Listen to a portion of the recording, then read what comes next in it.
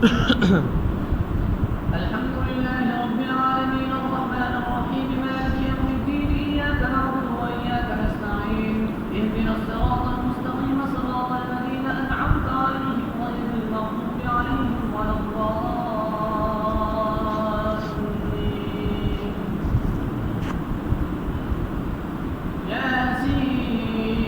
ياسين والقرآن الحكيم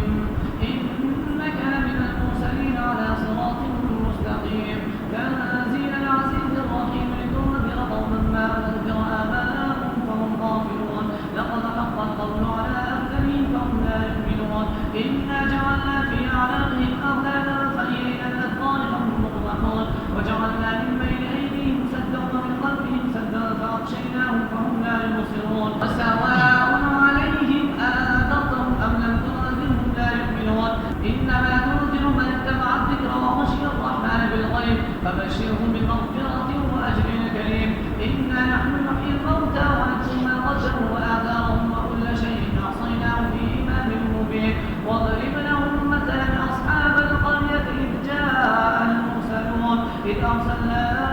إليهم اثنين فكذبوهما فعززنا بالآخرين فقالوا إنا إليكم مرسلون قالوا ما أنتم إلا بشر مثلنا وما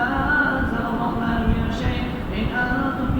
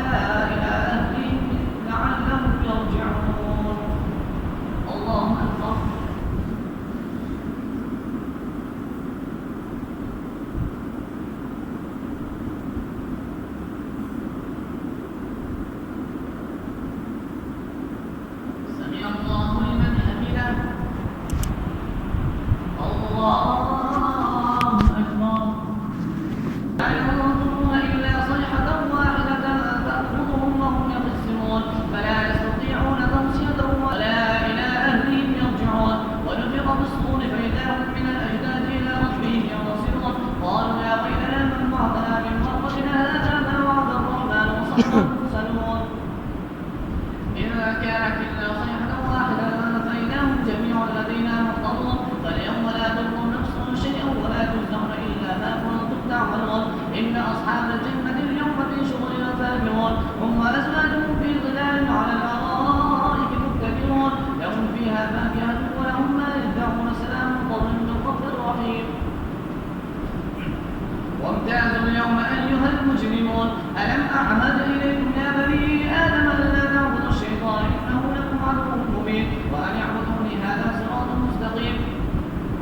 ولقد أضل منكم جبلا كثيرا أفلم تكونوا تعقلون هذه جهنم التي كنتم توعدون اصلوها اليوم بما كنتم تكفرون اليوم نختم على أفواههم وتكلمنا أيديهم وتشهد أرجلهم بما كانوا يكسبون ولو نشاء